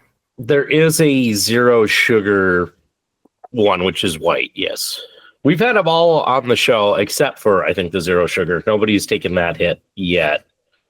But the peach, I think, has been pretty popular. JS, I think, prefers the cranberry or the harder hitting one. So, Are you glitter bombing yourself there, Kidder? No, I pulled out my drink and I was like, what the hell is in the rim of the can? And it's a star. It's like that drink you had me get the other night that had edible glitter in it. Yes. How did that come out? It actually was a really good. Let's not go there. Anyway, it was a really cool drink, though. It was a really cool. Walked right into that one. Construct it yourself, and then there's like a light that shines on it. Yeah, it was really kind of cool. That's the down the rabbit hole. Down the rabbit hole. Yeah. You get the two, and then you mix them, and it changes the whole. Yeah, so they mix the drink in one, and then they mix the other part, and it's in a little glass teacup. And when you pour it in, and it mixes together, it changes color. And there's like a little flashing light underneath, and then she put extra glitter in it because Kidder was like, "Sure, put in extra glitter." Yeah, load it up. It's free. And I wasn't going to argue with her because she had a torch. So Yeah. Plus the buzzworthy. The buzzworthy was also very good. Yeah. So I don't know where that star went because a gust of wind came through and blew it straight to hell. But I'm finishing off my Iowa stash with the Jefferson County Cider Works.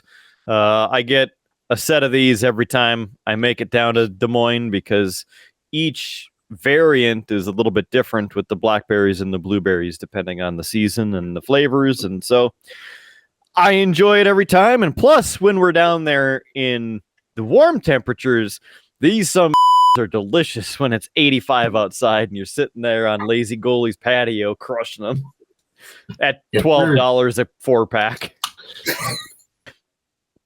Well worth it, though. Cheers. Cheers, my man.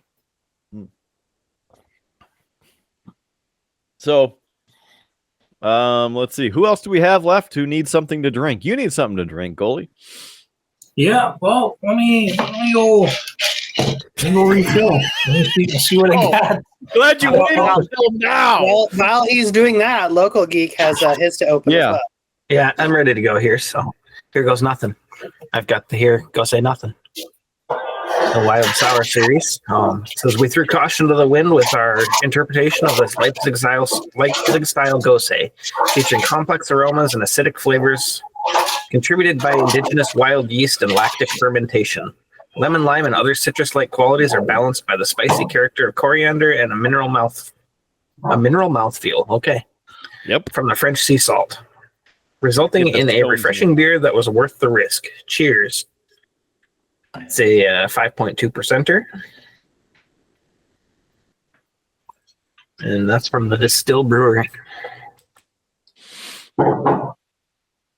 I just looked on the spreadsheet. Howard has had this twice on the show, and that's the only times it's appeared so far. I thought I had that one. You have. That episode just isn't out, so therefore not on said spreadsheet. Not on the sheet, yes. Oh, I like that. It's just the right amount of sour. It's really good.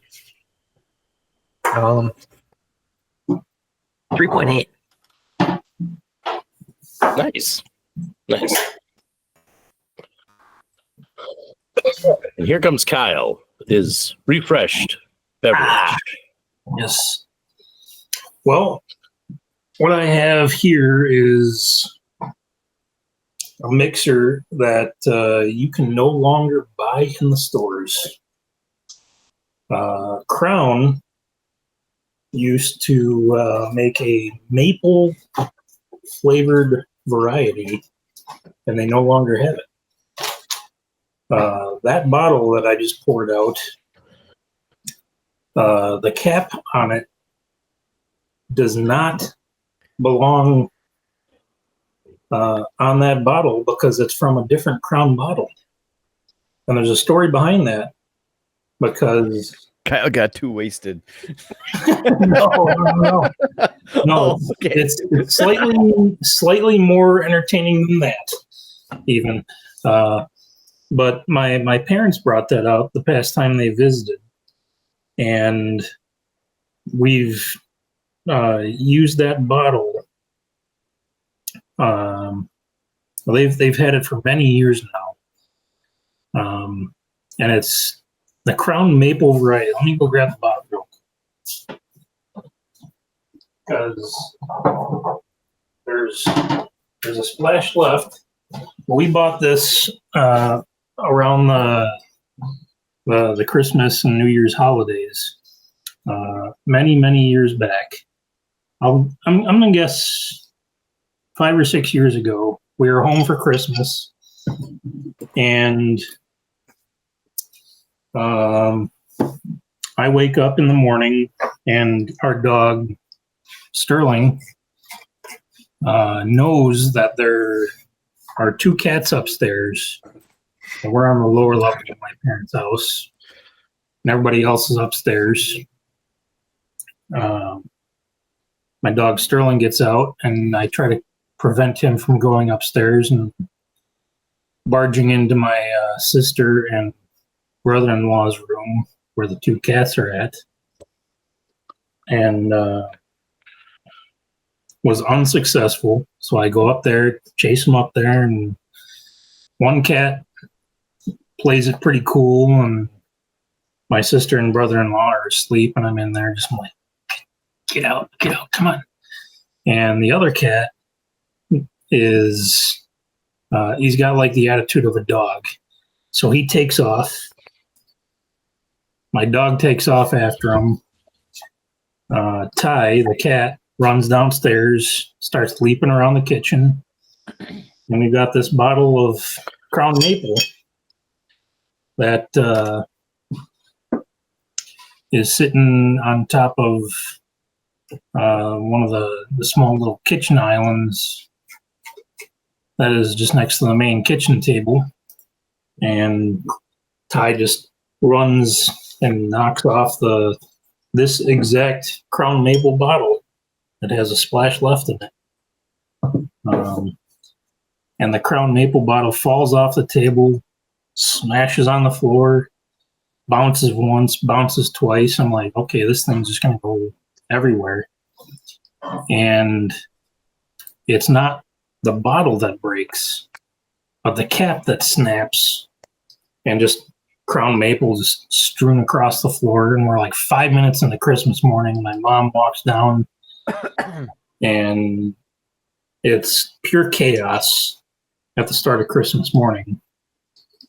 And she's going nuts, and I'm going nuts. And I'm like, all right, Ty's out of the way. I've got my hand on Sterling, and he's secured, and I'm wiping up this Crown. And I'm like, well, we just finished another bottle of different variety of Crown, a regular Crown, a couple nights ago. It's in the recycle bin. So I grabbed the cap off of that.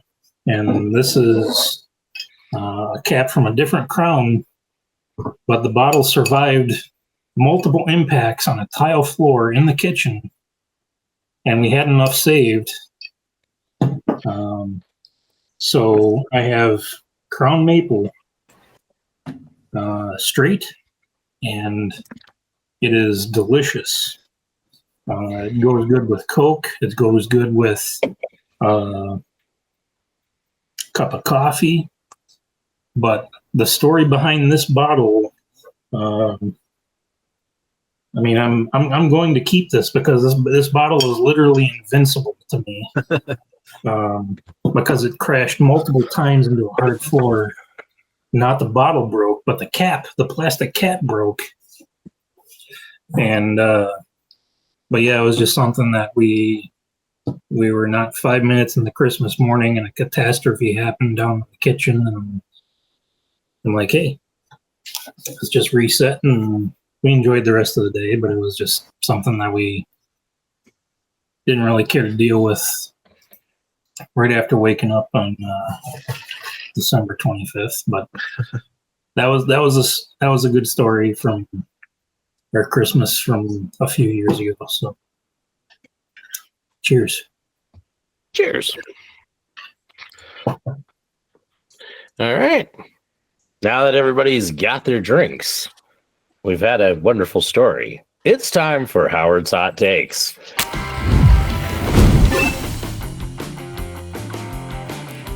For those of you who maybe don't know how this game is played, me and AI generator thought up some questions based on a couple of categories.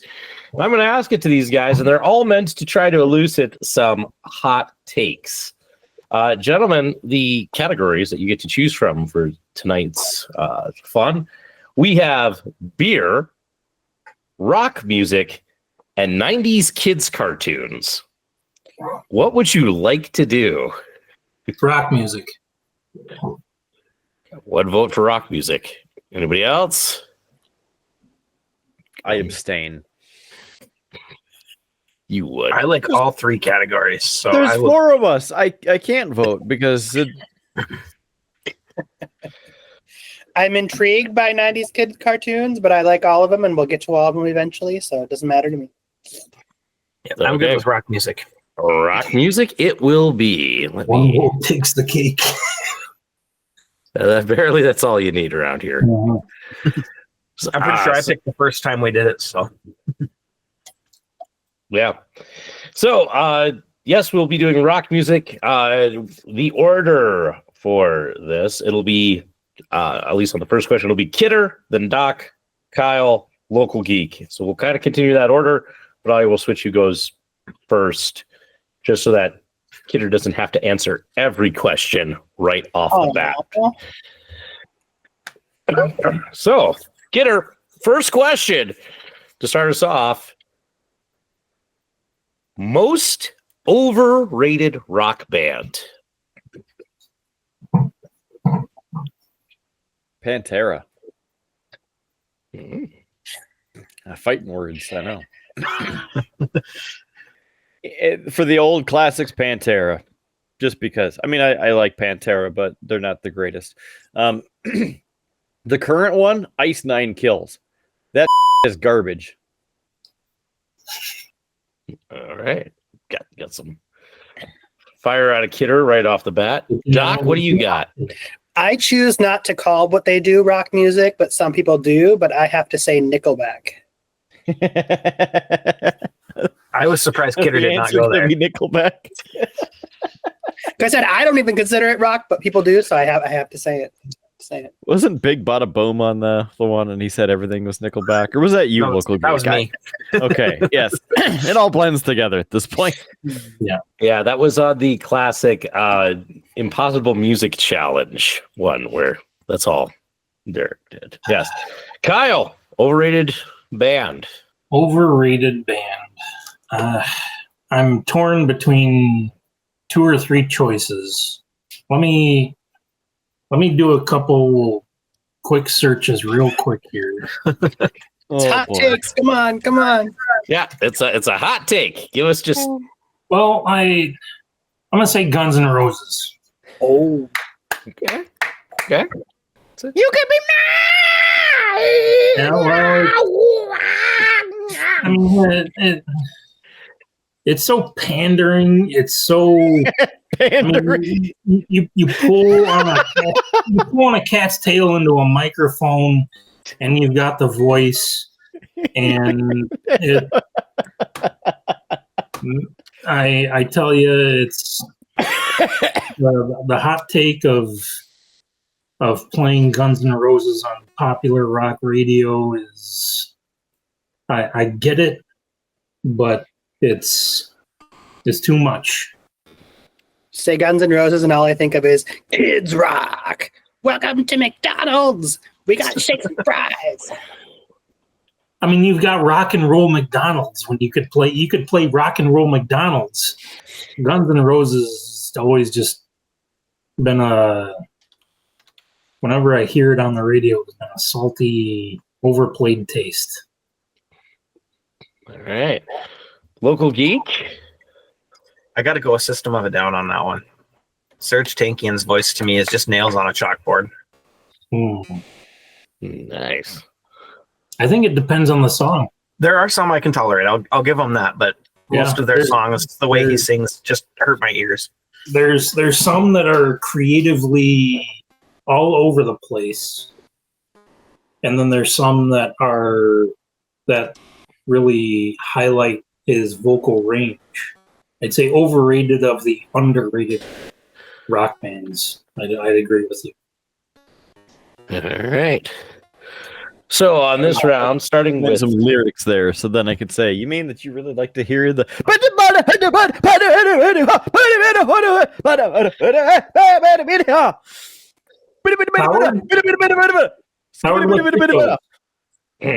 This is the fun part about being the host of this segment. I don't have to get involved. All right, Curtis.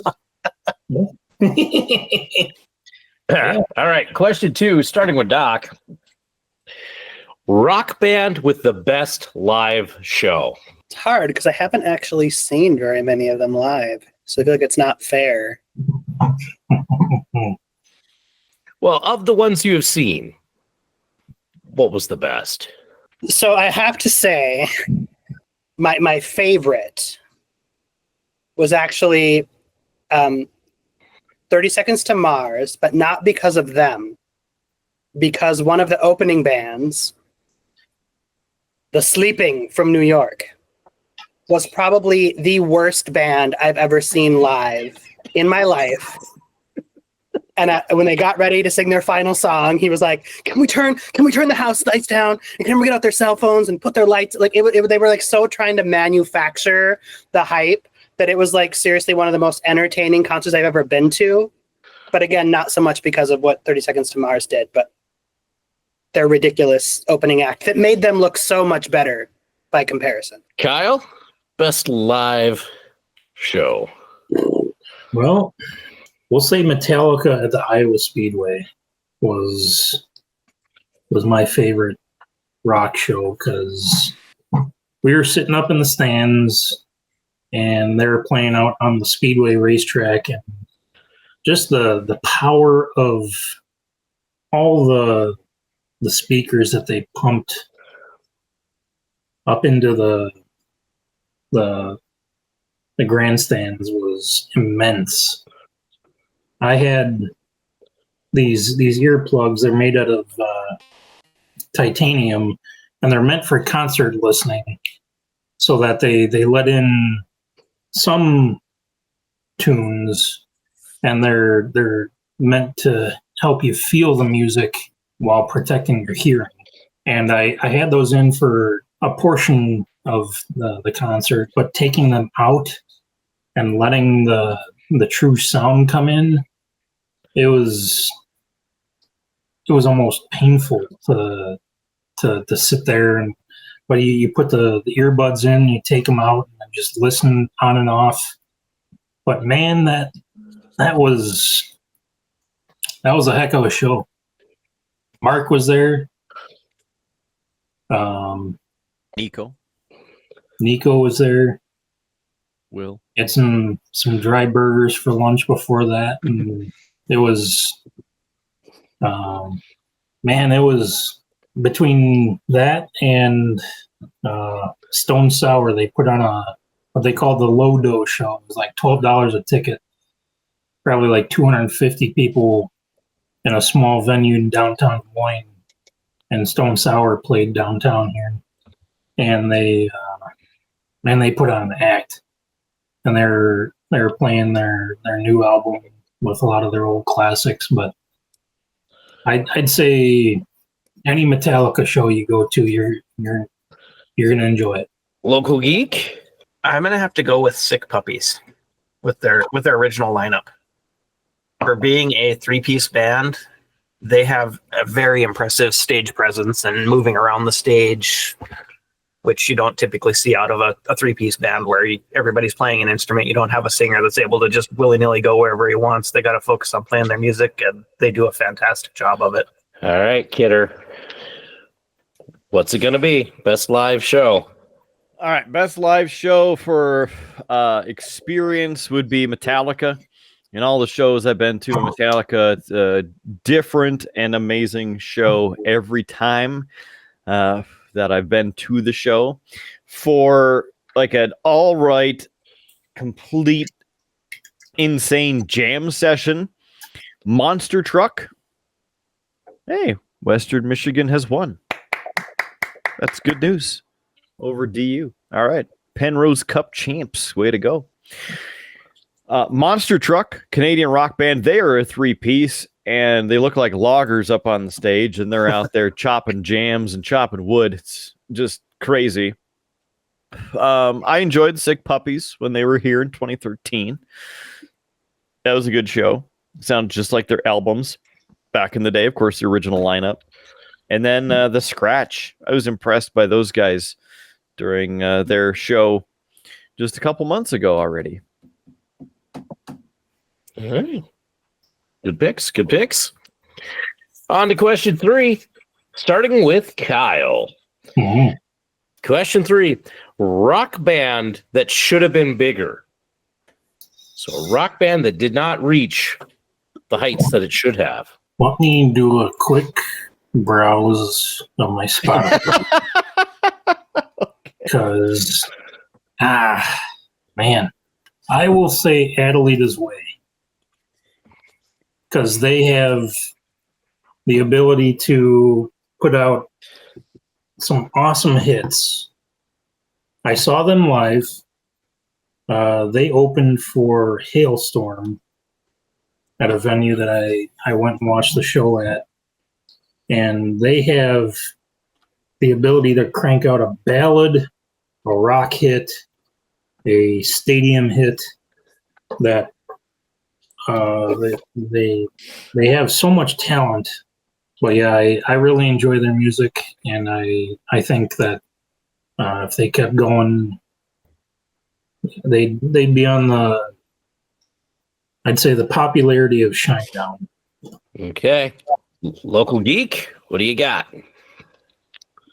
I'm really torn on this one, so I'm going to go with 2 of them. Gemini Syndrome being one. They've got some really good songs out there, and I feel like they're not nearly as well known as they should be. And the other one is Tantric. They've been around for years, and I really enjoy their music. And they played here in Bismarck, probably 7 or 8 years ago now. And there was like 15 people at the whole show. I was really disappointed in the turnout. Kidder? Well, those last 3, I would say, are true. All of them still continuing to put out new music, which is good. And I still hear them in the places where I need to hear them. It's just when you're dealing with the radio conglomeration that is corporate radio, bands such as Shinedown or Pop Evil now, and others that are included in that top tier list are in with the corporations and have millions of dollars to pay to play, and therefore get top 10 and number 1 hits every single album that they put out, almost every single single they put out. They bought the popularity DLC pack. Correct. And that's the problem with, and that's a little insider baseball with current metrics with radio and marketing and the charts, because Billboard charts are behind the whole thing. I think it's a money-making scheme for them. But anyway, without getting completely in-depth into all of that, because, again, we could talk about that for a while. Another Lost Year should be way more popular with all of the great hits that they've had. And hopefully Clinton's going to be getting us some of that music soon. And also Redline Chemistry. They had a few chart-topping hits in an organic way, over 10 years ago now. And unfortunately, they're on permanent hiatus, I suppose. But I think it's partially due to all of the problems of how hard it is to get through into that top tier. Well, Doc, you've had a lot of time to think about it. What do you got? I had to think. I had to really dig deep, and I'm going to say A Rocket to the Moon, who sadly broke up in 2013, so they are not producing additional music. Okay. All right. Round 4, starting with Local Geek. And this is most underrated rock album. So a rock album that you enjoy, but didn't get the love it should. And I'm still hoping that we're going to get a, fight like McDonald's salty French fries yet, but not yet. Not yet. Yeah. Oh, albums are tough. I feel like while it was still very popular, Linkin Park's Minutes to Midnight album was quite heavily hated on for the style change that they kind of had when they put that one out. Gator. Could you use the question in a sentence? Yeah. Kidder. Pay attention to the damn question. Howard asked, what is the most underrated rock album? Well, I thought I heard something about overrated or underrated and then creating saltiness between each other and then a fight with stuff. And so you got to bring the boom one way or another without Big Bada Boom on the show. So Salt and Pepper is not a rock band, Kidder. So well, I never claimed that they were. Just for the record, never claimed they were. I don't know. From a lot of bands, I like one or two of their songs, and then the rest of the albums are hard for me to get into. So, Drowning Pool's self-titled album from 2010 with Ryan McCombs. Fantastic front to back. Didn't get enough airplay. All right. Doc, what do you got for an underrated album? I don't know that I do. I mean, albums are not really... It's tough because albums don't really exist as much these days. Well, yeah, that too. But albums are just not. That was a big part of my problem. Is most of the time I'm just listening to what's on the radio or like a Spotify playlist, and I'm not getting the whole album. Yeah, I tend to pull like specific tracks, and I couldn't even tell you what else is on an album sometimes. You know, got anything, Kyle? Like you guys said, everything gets so much play from one or two songs from an album, but I think the Contraband album from Velvet Revolver did not. Slash and Scott Weiland it's such a combo that a lot of that album is so easy to listen to. It sounds so good that the guitar licks, there's some slower pieces, but I'd say of the albums that I've listened to completely, that one deserves a little more airplay for the deep cuts. I will throw one in since Curtis didn't have one. I will throw in. It's one of my favorite albums of all time that has not gotten as much love as it should, and that is "Everybody Wants" by the Struts. Awesome debut album that they had. If you like just a good rock and roll album, they're definitely a band that's trying to bring the fun back to rock and roll. They're an awesome group. That was still my favorite album of theirs. So there, throw that in. All right, last question. Starting with Kidder. This will be a good one. Kidder, a rock song that's so bad it's good. So a terrible song, but it's so bad that it's good.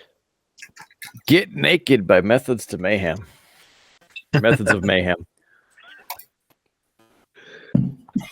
He had that one pretty quick. Yeah, you didn't expect that. Yeah.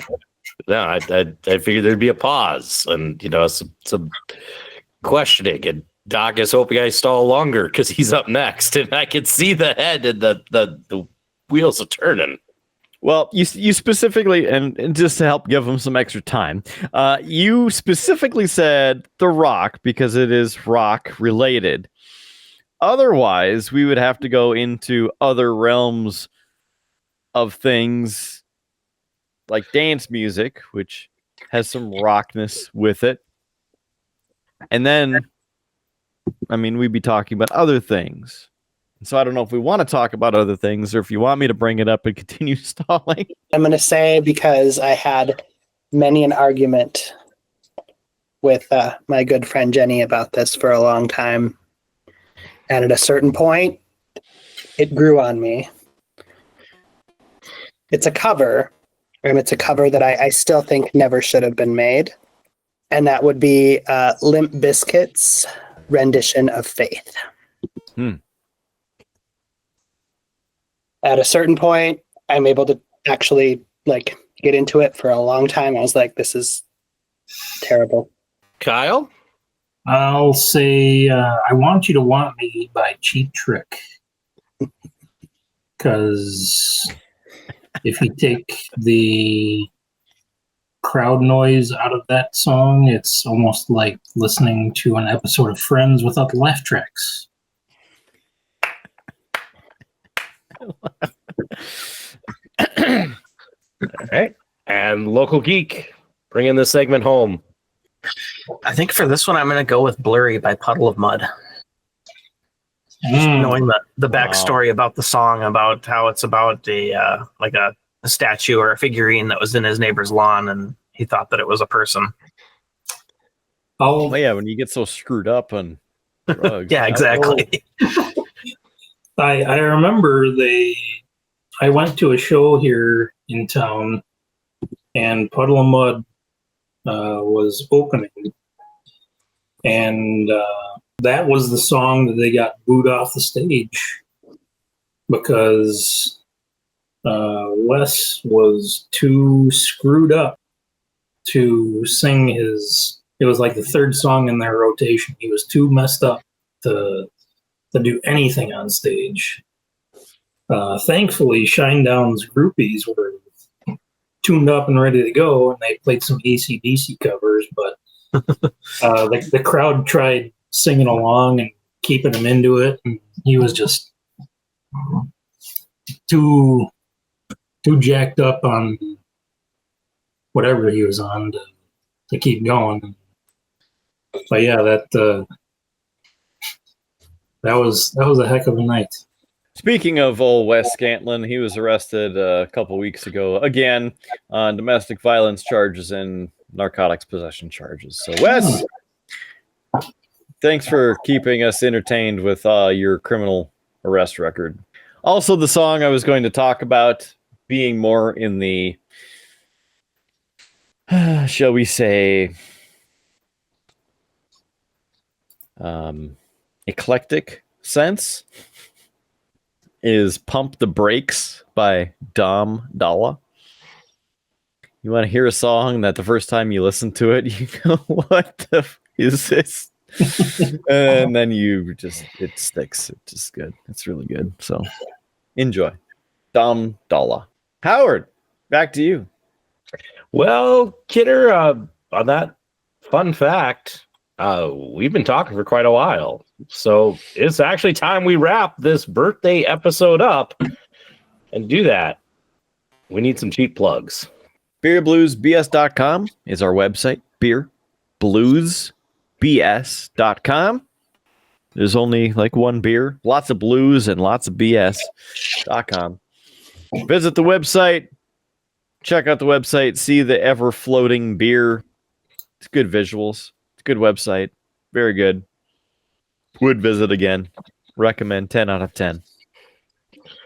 Also has our links to Facebook and Instagram and YouTube and several of our audio pages because we are on every audio platform out there for this here show. So if you're listening to us right now, thank you. If you have an account with any of the other places, please subscribe on those platforms as well, including Spotify, Pandora, iHeartRadio, TuneIn, Stitcher, IMDb, Player FM, Amazon Podcasts, Google Podcasts, Apple Podcasts, and YouTube Podcasts. If you are listening and you want to see this train wreck happen in front of your very own eyes, you can watch this on YouTube. And if you're watching this, thank you. Yes, you. You are very important. Thank you for being here. Because we couldn't do this without you for our 4-year anniversary show. So thanks for being part of the 4-year show for a 4th time in a row. But we have 5 of us on the show. So 4. There you go. All right. Where else? Instagram and Facebook. Please join us there. Like us before Rude Boy ropes out his rotator cuff. Like, share, subscribe, help us out. By the way, I think that's what I did back in 2010 when we were on the driving range at old Ray Richards, because still gets me to this day, right about here. Please like, share, subscribe. Drop some comments. We want to hear from you, especially if you made it this far into the episode. You either fell asleep or you're really invested. So thank you. Appreciate it. Smash that thumbs up, like button, and help us out. For everything else, we'd love if you would purchase some merch, like some pint glasses. Those are available at streamlabs.com/beerbluesbs, streamlabs.com/beerbluesbs, streamlabs.com/beerbluesbs. You can also donate to the show, and then your name will be forever scrolling across the bottom of the screen when we do live episodes. Like Lazy Goalie times 2. Mm-hmm. So, could be you. Only you can prevent starving podcast hosts. So help us out. A little $1 a month will help this show continue on. Maybe that's why nobody has donated. Or subscribed. Anyway, I think that's the cheapest of the cheap plugs. Please just help us out. We need money. Let's go around the horn. And what do we have? Order of appearance. I think Doc was on first tonight for final thoughts. Doc, straight from the library and the vintage and vibrant plant in the corner. Yeah, so I'll share. I just realized that this long drink is made with gin.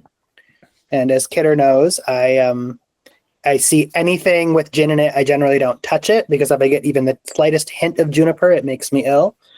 But there is not even a hint of it in here. And one of the drinks we had at the Speakeasy, the same thing. She actually talked about how she gets all the juniper out of the gin flavor. So I guess my thought here is be careful about your preconceptions, because had I seen that originally, I would have probably hesitated to drink this, and it's a damn good drink. So I think that was a lot of our thoughts on it, because I know I'm not a big gin fan, and I believe Kidder's also not, and we've all liked them. Yeah, I enjoy gin myself, but the flavored ones, the cranberries. I haven't tried the orange one yet, but yeah, they're delicious. So thank you for the recommendation, and happy 4 years to use guys. It's been a good time. We'll keep it going. I like it. Local Geek? Yeah, just want to say happy 4 years to you guys.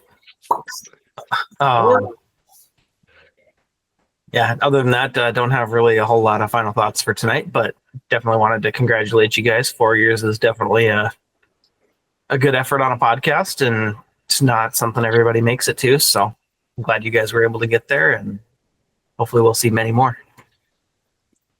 Well, thanks for that, and I'm glad that you put up a silhouette of me, because definitely that ball is going way off to the right, where it should not be going. Is that a photo from when you injured your rotator cuff there? Is that getting pretty good?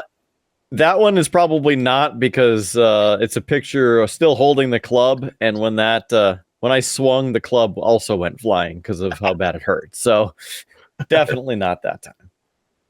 Yes. Howard. Yeah. You got a forecast for what's coming up in the next year of this show? No, but being tired and hopped up on cold medicine, I did something very much like I did the last time. And 4 years, folks. 4 years of pouring out our hearts, our beers, and maybe a little too much. Well, we've savored the hoppy highs and weathered the malty lows, just like a good blues riff. And just like a perfectly balanced IPA, this show wouldn't be complete without all the ingredients. The stories, the music, the questionable Asian snacks we've bravely sampled. And most importantly, you. Tonight, we raise our glasses. Let's remember that life, much like a killer rock solo, is about the journey, not just the destination. It's about finding those moments of pure, unadulterated joy, even amidst the BS. So here's to many more years of beer-fueled revelations, crunchy mystery snacks, and the kind of rock and roll that makes your soul sing. Keep those glasses full, your ears open, and your minds, well, maybe just a little bit blown. Until next time, stay bluesy. Howard Blues out. I feel like at this point we're going to go our separate ways. I kind of feel like Howard needs to start doing that for his intros. Oh, we take away our ship away. I mean, he's the way he's feeling over there. He's loving, touching, and squeezing too. I mean, I just it's amazing how hard the AI goes in writing. AI couldn't have written it better. it's going hard. Every commentary on every episode. Yeah. I suppose with that, the plane's ready to go, journey's loaded up, and I'm sure Saturday night is something or other. So let's get on out of here. So for this and every episode for the near future, I'm still Mark Kidder. Thanks for Howard Blues, Doc, Rudeboy Kyle, local geek, the brewmaster himself. It's been 4 years for nothing. Time to get on out of here. Have a great night. There's free beer tomorrow. Keep your glass at least half full, and we will catch you on that chipped forever Tuscan Highway. Like the chip shot.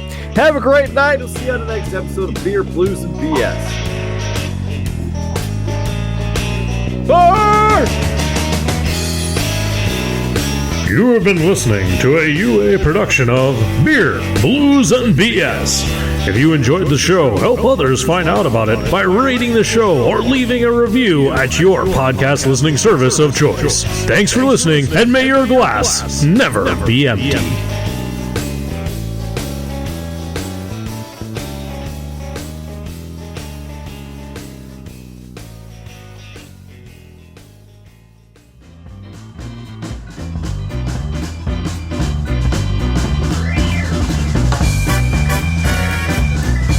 UA Productions presents A Glimpse Behind the Curtain.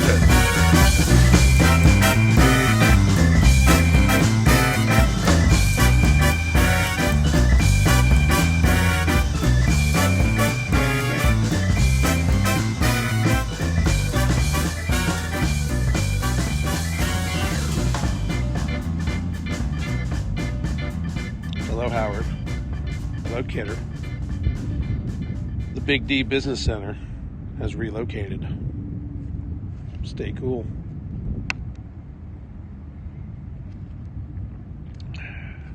That's on tap.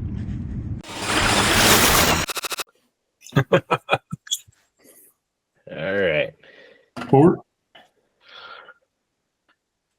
Howie, I was thinking a good question for potential airplay of said music hot takes would be people's favorite video game music, because that stuff is not DMCA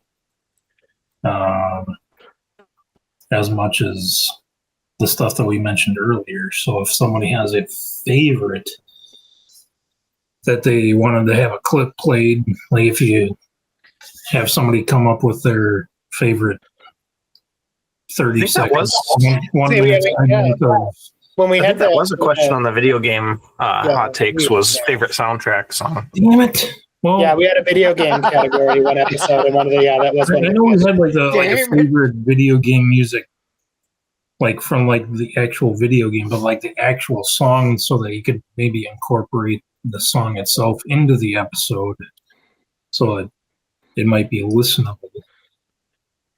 That would have been an excellent idea, like 4 weeks ago when I did that episode. So, I mean, hey, but he brought it up. We talked about what's your favorite? The video game itself, like the game itself, but like the song itself. Going to the actual, okay, yeah. Like hey, usually there's certain parts to certain games that because the question we had was like video game score, but it's like you're like the specific. I do remember that question, and it made me peruse through a whole bunch of YouTube videos, and I wrote it down. Had to wake up and put it on. There you go. I mean, it's something that if we can incorporate, even if you could tell people to say, hey, mention your favorite minute of this song, so that you could play it on the episode. It could. I'm sure we'll still get banned. Well, yeah, but if I just kind of cut it in and put it in, then if anything, it's going to just make me cut out that clip. Yeah, I mean, that's easier to deal with. Yeah. Give me 30 seconds to a minute of your favorite song, even if it's the intro or whatever it is, because. And I was listening to BFG Division from Doom Eternal the other day, but man, that was Mick Gordon, the Australian genius, creating. I mean, honestly, I don't know if you've heard it, Mark, but I'll see if I can find a link for you. More of a Jim Johnston fan myself. Okay, I've added it to the list. Yeah, so it's like, even if it's something where you give people a little homework assignment before the episode they're going to be on. Yeah. That way you know what to cut in the editing phase and save you a little bit of time. Yeah. That's not too hard, actually. So, we'll see. I haven't run out of categories yet. So. Because we had the favorite score, the actual song itself. Yeah. Well, if anybody ever comes up with a category that they would like to do, let me know. There you go, Mark. You already added it. I'm sure you guys would enjoy listening to that, but that's 8.5 minutes of awesomeness.